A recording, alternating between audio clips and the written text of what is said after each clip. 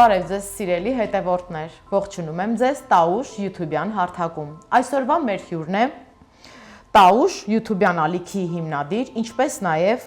Տավուշի երիտասարդական դաշնության հիմնադիր Բելլա Տատենցյանը։ Բարև ձեզ։ Բարև ձեզ։ Շնորհակալ եմ, որ այսօր հյուրընկալվել եք մեզ։ Հույսով եմ շատ հետաքրքիր զրույց ենք ունենալու։ Ես էլ եմ շնորհակալ հրավերի համար։ Քեզ ճանաչողները փաստում են, որ շատ ես սիրում Տաուշը եւ հաճախ ես այնտեղ լինում։ Նույնիսկ հոգեպես լիցքավորվելու համար հաճախ այցելում ես Տավուշ։ Որտեղից այդ սերը։ Շնորհակալություն հարցի համար, շատ հետաքրքիր հարց է եւ շատ եմ միշտ երազել եմ, ձգտել եմ հասնեմ մի օր այն կետին, որտեղ որ ես կլինեմ հյուր եւ ինձ կտան այդ հարցը, որովհետեւ շատ-շատերին հետաքրքրում է, որտեղից այդ սերը։ Հիմա պատասխանեմ ձեր հարցին, հարգելի Ալինա։ Շատերը գիտեն, որ ես արմատով Տավուշից եմ, Այգեովիր գյուղից, Իջևանի։ Իմ պապիկը, տատիկը այնտեղից են։ Մանկությունս տատիկիս, պապիկիս հետ ամառային արձակուրդներին անցել է այնտեղ 90-ական թվականներին, երբ որ պատերազմ էր, երբ որ հենց մեր գյուղը եւ շատ այլ գյուղեր, մասնավորապես Տավուշը ռմբակոծությունների տակ էր եւ ես ականատես եմ եղել, ինչը որ հետագայում մի պահ արդեն իսկ 18 տարեկանից հետո հավանաբար ջնջվել եմ կյանքից այդ հիշողությունները եւ եկավ մի պահ շատ դժվար պահ, երբ որ կյանքի բերումով անցնելով բոլորն էլ անցնում են ինչ-որ փորձությունների, ինչ-որ բաների մեջով, որից էլ որ դառնում են, հա, կերտվում են մարդ տեսակը եւ չգիտեմ ինչու, ես սկսեցի շատ շուշուտ հիշել իմ գյուղը, չնայած երբեք չէի մոռանում, բայց եթե պահ կար, որ կարող էի գնալ տարին 2 անգամ, ես չեմ կարող հիմա բացատրել դա ինչ էր, բայց շաբաթը մեկ ինձ ցկում էր այնտեղ, մինչև առեսօր։ Հետո ես հասկացա, որ իմ լավագույն տարիները, իմ ամենալավագույն տարիները, որ ես այսօր Բելլան եմ Տատենցյան եւ ինչպես նշեցիք Տավուշի եւ Տաուժի հետ կապված հարթակների հիմնադիրը, YouTube-յան եւ Facebook-յան, հենց այդ տարիների պատճառն է, ապրած տարիների, որը ամենալավագույնն են եղել իմ կյանքի ընթացքում։ Եվ հիմա, եթե ես չկամ Երևանում, ես գտնվում եմ Տավուշում։ Տավուշի որ կետում կարևոր չի։ Կարող եմ լինել լեռներում ուղղակի, կարող եմ լինեմ Դիլիջանում, կարող եմ լինեմ հենց Իջևանում, Եղևնիների արահետում, կարող եմ լինել մեր գյուղում, բայց Տավուշում, թեկուզ մեկ օրով, որովհետև Տավուշում ես լիցքավորվում եմ, էներգիա եմ ստանում, նոր լավ մտքեր են իմ մոտ առաջանում, կրեատիվ եւ ոչ միայն, եւ շատ հարցերի պատասխաններ գտնում եմ հենց այնտեղ, երբ որ ես ինքս ունեմ այդ հարցերի պատասխանների կարիքը։ Սերը հենց այդտեղից։ Կարծում եմ այդ սերն է եղել պատճառը, որ հիմնել եք դաշնությունը, երիտասարդների դաշնությունը Տավուշի։ Ինչպես ծագեց այդ գաղափարը։ Ինչը կապված է Տավուշից հետ, մեծ հաճույքով եմ պատասխանում, առանց նախորոք ինչ-որ բաների պատրաստվելու ու շատ ուրախ եմ, որ այդ հարցերը ինձ տալիս եք։ Եվս մեկ օր մի պահ, մի ակնթարթ կամ ամիսներ չեմ կարող ասել հստակ, ինչ-որ մի փուլ կյանքի ունեցա դժվարություններ, բարդություններ, խնդիրներ, որ ոտքերս տարան Տավուշ, մնացի երկար։ Գնում էի գալիս էի, բայց հիմնականում այնտեղ էի, չէի ուզում Երևան վերադառնալ։ Գնացի այնտեղ եւ ամբողջովին մենակ էի։ Ոչ թե կողքս մարդ չկար, կային մարդիկ, բայց ես ինձ ամեն դեպքում մենակ էի զգում, որտեղ ես ուզում էի մենակ լինել, որպեսզի հասկանամ ես ով եմ։ Եվ ես հասկացա այնտեղ ես ով եմ։ Ես մարդ եմ, ով պիտի լինի առաջնորդ։ Պիտի լինի առաջնորդ, եւ ես մարդ եմ, ով անցնելով ցանկացած դժվարությունների մեջ պիտի մնար մարդ տեսակով։ Երբ որ ես բացեցի Տավուշի ապագա երիտասարդական դաշնություն Facebook-յան էջը, մարդկանց մոտ տպավորություն էր, որ մենք մի քանի հոգով ենք, բայց մենք մի քանի հոգով չենք, ես եղել եմ մենակ, միջև առեսօր մենակ, երբ որ օգնություններ կամ ինչ-որ բան, ես երբեք ոչ մեկին չեմ դիմել, հազվադեպ մարդիկ են ինձ դիմել, բայց մտածել են ես մենակ չեմ, դա հիմնադրամ է, դա բարեգործական ինչ-որ, բայց ոչ, ասեմ գաղտնիքը ինչումն է, ես աշխատել եմ մի այլ տեղ և ինձ լավ ճանաչողները գիտեն, թե այդ բարեգործությունները թեկուզ շատ չնչին, ես երբեք միլիոններով բարեգործություն չեմ արել եմ այնքանով, ինչքանով որ կարողացել եմ, և իմ բարեգործությունը դա միայն նյութականը չի եղել, այլ բարեգործություն համարում եմ նաև այն, որ մարդը կարող է լինել մեկ այլ մարդու կողքը, ով ունի օգնության հնարավորություն և մարդու համար այս կյանքում ինչն է ամենաթանկը, ժամանակը և էներգիան։ Եվ ես տվել եմ իմ ժամանակը և իմ էներգիան, լինելով մարդու կողքը։ Ես միգուցե փողով չեմ կարողացել օգնեմ, կամ ինչ-որ այլ հարց է, և երբեք ոչ մեկին չեմ դիմել, որպեսզի օգնեն մյուսին և իմ անունը դնեն, որ ես բարեգործ եմ։ Ես իմ աշխատավարձի կեսն եմ, պարզապես, որտեղ որ աշխատել եմ, այնտեղից վերցրել եմ, ներդրել եմ մեկ այլ տեղ։ Եվ նույնիսկ դիմողը չի իմացել, թե դա որտեղից եկավ, մտածել են մի քանի հոգի բարեգործներ կան, ում անունները չպետք է բարձրաձայնվի, բայց իրականում դա իմ աշխատած գումարն է եղել, ում մի տեղից աշխատել եմ, մյուս տեղում ներդրել եմ։ Դրա համար այսօր ունեմ այն, ինչ որ ունեմ։ Հավանաբար իզուր չեն ասում, ինչ ցանում ես, այն հնձում ես, ինչ տալիս ես, այն ստանում ես։ Մի փոքր խոսենք Տաուժ on-line հարթակից, որը այս տարի դուք հիմնել եք։ Ցանկանում եմ իմանալ, ինչ բովանդակություն է ունենալու այն։ Այո, այսօր իմ ընկերների օգնությամբ ամեն մեկը մի ձև յուրովի։ Մեկը ուժ տվեց, մյուսը մոտիվացրեց եւ ոչ միայն ընկերների, այլ ոչ ընկերների շնորհիվ ստեղծվեց Տաուժ on-line YouTube-յան ալիքը, նպատակը հոգևորի, մշակույթի, կնոջ և ոչ միայն նաև տղամարդու դերը հայաստանյան պատմության մեջ, մեր ժամանակների պատմության մեջ, հայոց պատմության մեջ և ապագայի պատմության մեջ ճիշտ արծարծելու աշխարհին ինչքանով որ կարամ աշխարհին, որովհետև շատ լավ խոսք կա, ասում են «Надо мечтать по-крупному», դրա համար ասում եմ նաև ամբողջ աշխարհի պատմության մեջ, ուզում եմ ցույց տալ գեղեցիկը, ուզում եմ ցույց տալ բարին և ուզում եմ, որ իմ հայ ազգը լինի իր արմատներին կպած, մշակույթի մասով, քրիստոնեության մասով, պատմության մասով, կինը մնա կին, տղամարդը մնա տղամարդ, թասիբը, մեծերը, մեր ամեն ինչը պիտի լինի այն, ինչ որ եղել է, կա և պիտի լինի, կա ինչի, ճակերտավոր կա, բայց նաև մարդու կյանքում լինում են և վայրեջքներ և վերելքներ, համարենք, որ ամբողջ մեր ազգի համար այս պահը վայրեջքի, բայց միևնույն ժամանակ ավելի ուժեղ դառնալու ընթացքի մեջ է, այսինքն սա ընթացիկ է, որը ավարտ իհարկե կունենա, դրա համար ես մեր Տաուժով փորձում եմ ինչ-որ մի ձև, շատ չնչին, 1%,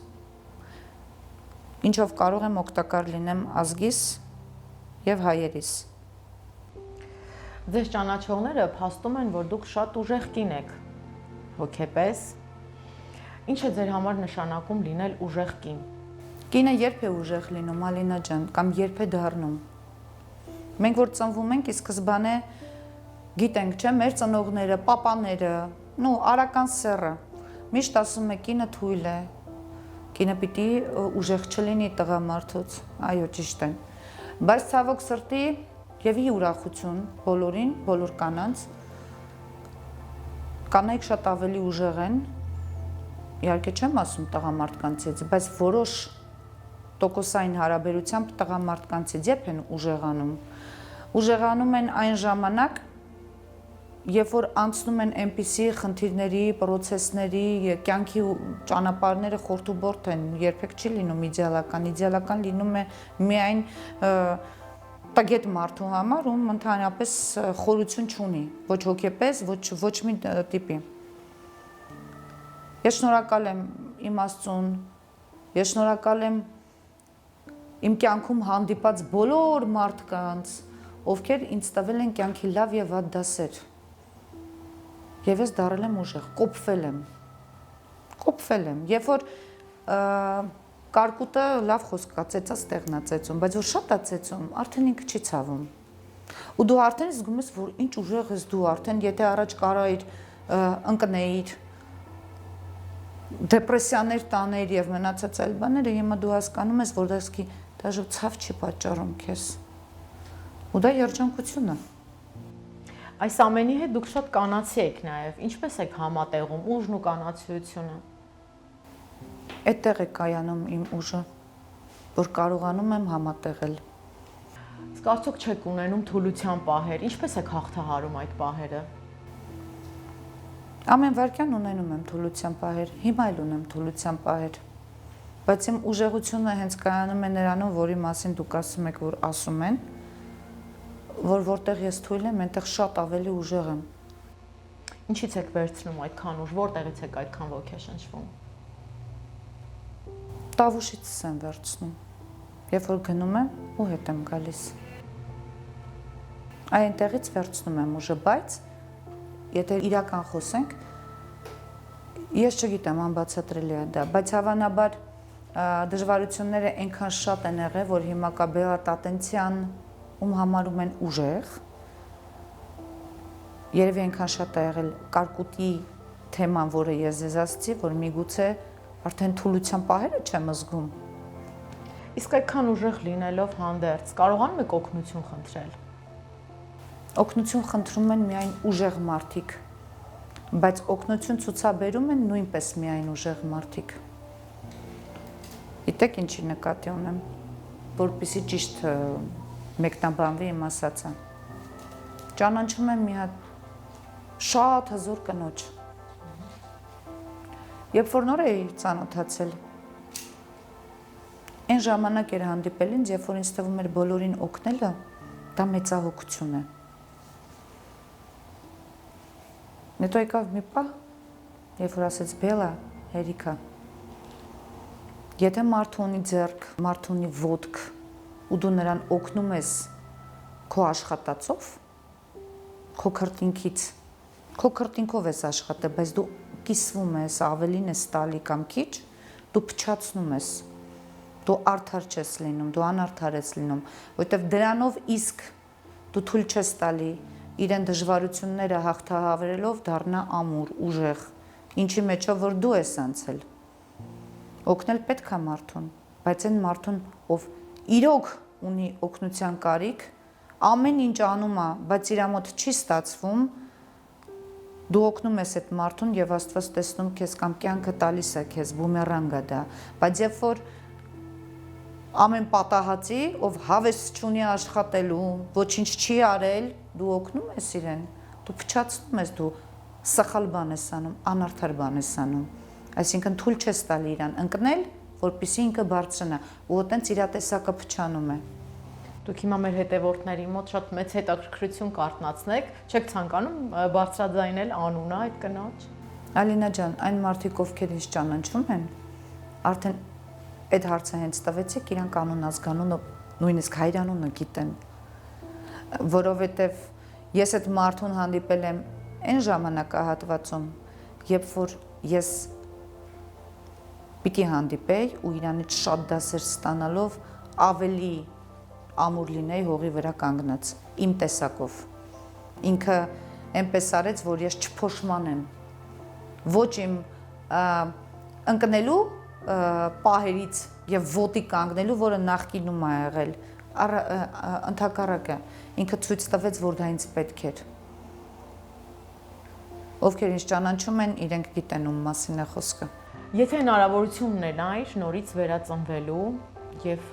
նորից նոր կյանք ապրելու, ով կուզենայիր լինեիր, ինչպիսի կյանքով ապրեիր։ Իսկ դու ինչ ես կարծում։ Ես ով կլինեի, եթե ունենայի հնարավորություն, ես հետո կպատասխանեմ ձեր հարցին ձեզանից հետո։ Կարծում եմ կամ զինվորական, կամ հոգևորական։ Ես կլինեի զինվորական։ Ես կլինեի զինվորական, որովհետև ես կռվել չեմ սիրում, բայց ես սիրում եմ արդարությունը։ Ես ճակերտներ չեմ սիրում, ես սիրում եմ ազատությունը։ Դրա համար երբևիցե ոչ մի քաղաքականության մեջ չեմ եղել, չնայած նրան, որ շատ են, առաջարկներ եղել են։ Ինչի համար էլի շնորհակալ եմ մարդկանց, ովքեր որ ինձ առաջարկել են, դա նշանակում է, որ իմ մեջ տեսել են այդ տաղանդը։ Իսկ ամեն մարդ չի կարող քաղաքականություն մտնել։ Քաղաքականություն մտնելու համար նախ եւ առաջ տաղանդ է պետք։ Պարտադիր չի երկիչ լինես, որ տաղանդավոր համարվես։ Առհասարակ ցանկացած բանվորն էլ է տաղանդ, նկարիչն էլ է տաղանդ, կին լինելն էլ է տաղանդ։ Ես կուզեի զինվորական լինեի, որովհետև ես ուզում եմ արդարություն լինի։ Ես գիտեմ Հայաստանում լինել զինվորական եւ պայքարել հանուն հայրենիքի, դա ամենաարդարն է աշխարհիս վրա ինձ համար, որը կարար լիներ։ Ես մարդասպան չեմ եւ չեմ էլ լինի, բայց ես կարող եմ եւ կգարեմ պահը, որ ես կսպանեի մարդ ու դրանից ված չէի զգա, որովհետեւ գիտեմ, որ արդարությունը կվերականգնվեր։ Իսկ հակառակորդի մարդ, ճիշտ է, ամեն մարդ իր ընտանիքի, մեկի զավակն է, այո, տենց խոսք կա, բայց միևնույն ժամանակ կա բումերանգի օրենք։ Երբ որ իմ զինվորներին են սպանում, իրանց տանը ինչ են անում, նույնը ես կանեի։ Մեծ հաճույքով։ Շնորհակալ եմ։ Մեր հաղորդման երկրորդ մասում լինելու են բլից հարցեր։ Պատրաստ եք։ Այո։ Որն է Բելլա Տատենցյան կնոջ առաքելությունը։ Շատ սիրուն հարց է, շատ հետաքրքիր հարց է։ Իմ առաքելությունը նախ եւ առաջ լավ զավակ եւ լավ ծնող լինելն է։ Բայց որպեսզի լինես լավ զավակ եւ լավ ծնող, պիտի լինես լավ մարդ։ Իմ առաքելությունը հետեւյալն է։ Իմ կողքին են մարդիկ են, հաշված մարդիկ են, ովքեր որ մարդ են, իսկ ինչի են հենց այդ մարդիկ, ում համարում եմ իմը, դա կլինի ընկեր, դա կլինի ընկերուհի, դա կլինի կոլեգա,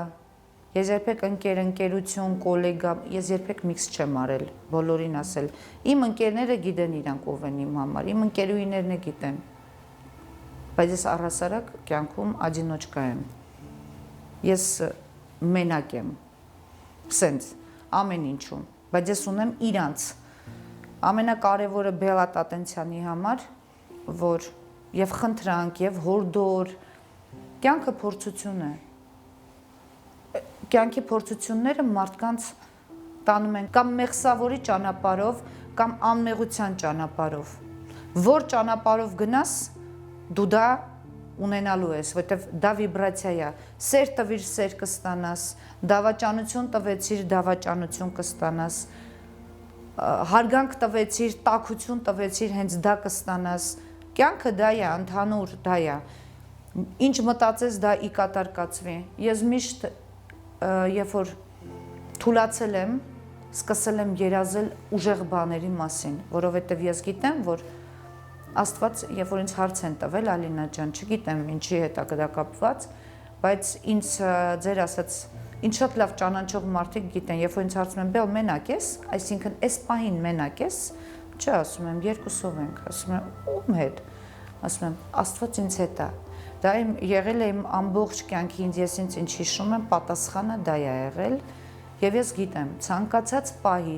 ցանկացած թուլության պահին, երբ որ ես ընկնում եմ, ես գիտեմ, ուրեմն դա տենց պիտի լինի եւ ես պիտի ավելի ուժեղ դառնամ եւ հենց դա ինձ ուժեղացնում է, որովհետեւ ես վստահ եմ, ես հավատում եմ Աստծո ներկայությունը բոլորիս կյանքում։ Աստված սպիտակն է, բայց թե կընտրես սևի կամ սպիտակի ճանապարհը դու ինքդ պիտի որոշես, դա էլ պիտի հետո սպասես։ Ինքդ քեզ ինչ երևույթի հետ ես ասոցացնում։ Հավանաբար փոթորիկի։ Փոթորիկի, չնայած ժամանակ առ ժամանակ նաև կրակի։ Բայց շատ շատերը ով ինձ ճանաչում է մոտիկից, շատերը ովքեր ինձ ճանաչում են որպես տեսակ, մարդ տեսակ, ոչ թե ժամանակավրեպ մի վայրկյանով, երբ որ ես ասում եմ ես կրակ եմ, ասում են չէ, դու փոթորիկ ես։ Այո, ես հավանաբար ինձ փոթորիկի հետ եմ ասոցացնում, որովհետև անընդհատ նախ շարժման մեջ եմ, հետո մաքրել եմ սիրում եւ արագություն եմ սիրում։ Արագությունն ինձ համար դա հենց հաջողությունն է։ Եթե 24 ժամում քո մտածածը իրականություն չդառավ, հույսդ կտրի այլևս չի դառնա։ Հավանաբար հենց դրա համար փոթորիկ է։ Իսկ եթե հնարավորություն ունենայիք մեկ պատմական կնոջ կյանքով ապրելու, մեկ օրով, որ պատմական կնոջ կյանքով կապրեիք։ Սոսե Մայրիկի։ Ինչու։ Սոսե Մայրիկը ինքը իր տեսակով, որ մենք այսօր իր անունը տալիս ենք, դա իրենից ենթադրում է, որ եղել է ուժեղ համարձակ կին եւ դրանցից առանձնացնեմ հենց երկուսը։ Նախ եւ առաջ Սոսե Մայրիկը առաջինը եղել է Գարեգին Նժդեհի գաղափարախոսությանը կողմ հետևող կին եւ երկրորդը ազատագրական շարժմանն է եղել, պայքարել, ամենակարևորը իր ամուսնու կողքին է եղել, ինչը ինձ համար շատ մեծ նշանակություն ունի եւ դրա համար ես այսօր կարող եմ ասել հենց Սոսե Մայրիկ։ Ունենալով այսքան բազմակողմանի զբաղվածություն ու հետաքրքրություններ, հավանաբար ունեք կարգախոս, ո՞րն է դա։ Ես առհասարակ ռուսերեն եմ գրում, բայց կասեմ հիմա հայերեն, միշտ լինել բարձունքում։ Շարունակեք միտքը, ես սիրում եմ կյանքը, որովհետև շատ եմ ընկնում, որտեղ էլ ուժեղ եմ դառնում, հենց ու դրա համար։ Շնորհակալություն։ Այսօրվա մեր հյուրն էր Տաուշ YouTube-յան ալիքի հիմնադիր Բելլա Տատենցյանը։ Կհանդիպենք։